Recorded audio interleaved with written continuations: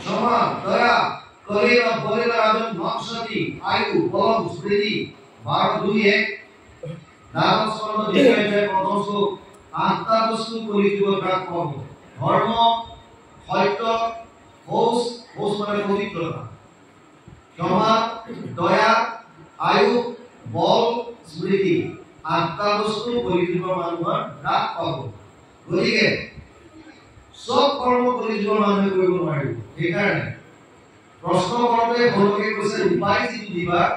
এই উপায়টো চিন্তা কৰি দিবা আৰু 28 ঋষি মুনি লাভি ৰূপা নহয় 28 সহস্ৰ ঋষি বেদত প্ৰধান সব বেদজ্ঞ সেইকাৰণে তেওঁলোকে কৈছে যে আমাক এনেকুৱা বুলি নহয় যে আমি একো নকৰাৰ নুশুনাকে আহিছো আৰু তুমি কৈ থাকিবা আমি শুনি থাকিম ভুৰি ভুৰি কৰ্মাণি শ্ৰোতব্যানি বিভাগস अत साधुत प्रयत सारम समुद्रित्य मुनिशया मां ब्रूहि श्रद्धारः निज आत्मा संप्रसिद्धि 1:11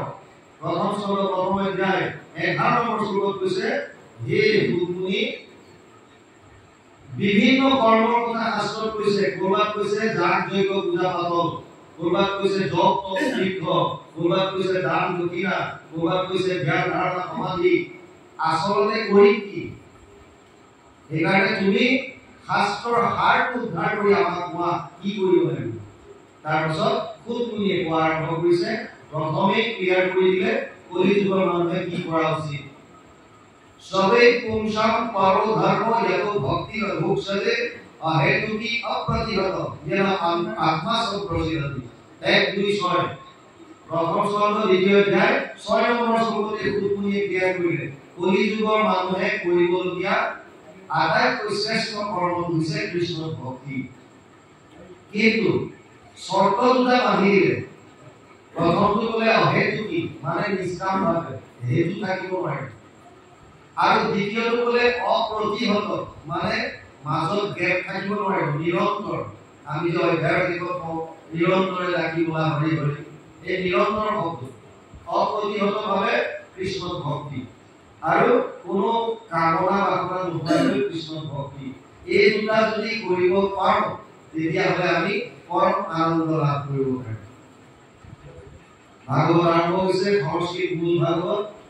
12টা স্কন্ধ আছে 335টা অধ্যায় 5,96,000 শব্দ 10টা লক্ষণ আছে ভাগৱত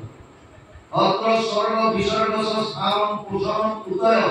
মনন্তৰ এসব অনুকথা নিৰুদ্ধ মুক্তি আশ্ৰয় 2:1 দ্বিতীয় স্কন্ধ 10ম অধ্যায় প্ৰথম শ্লোক ভাগৱত স্বৰ্গ বিসৰ্গ স্থান পোষণ উতি মনন্তৰ ইখানু নিৰুদ্ধ মুক্তি আশ্ৰয় 10টা লক্ষণ ভাগৱতে কৈছে তৃতীয় স্কন্ধৰ পৰা দ্বাদশলৈ স্বৰ্গ মানে আদি সৃষ্টি প্ৰলয়ৰ পাছত প্ৰভু ভগৱন্তই এই কোটি কোটি ব্ৰহ্মাণ্ডৰ সৃজন কেনেকৈ কৰিলে এই বিষয়ে সৰ্ব লক্ষণ নাম দিছে তৃতীয় স্কন্ধ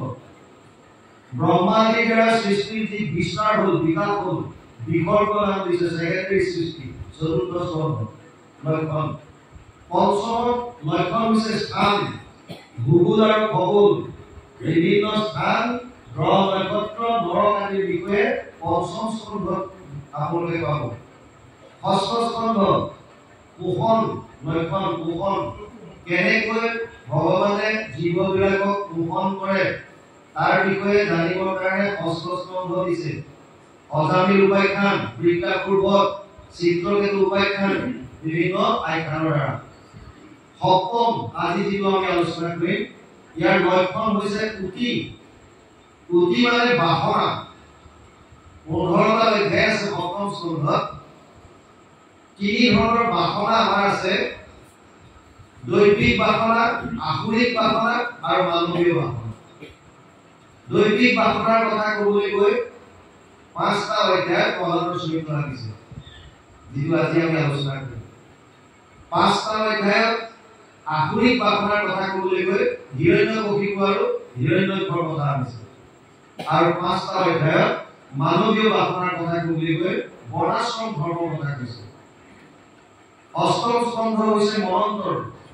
মনু আৰু মনু পুত্ৰসকলৰ কথা নৱম স্কন্ধ লক্ষণ হৈছে ইখানু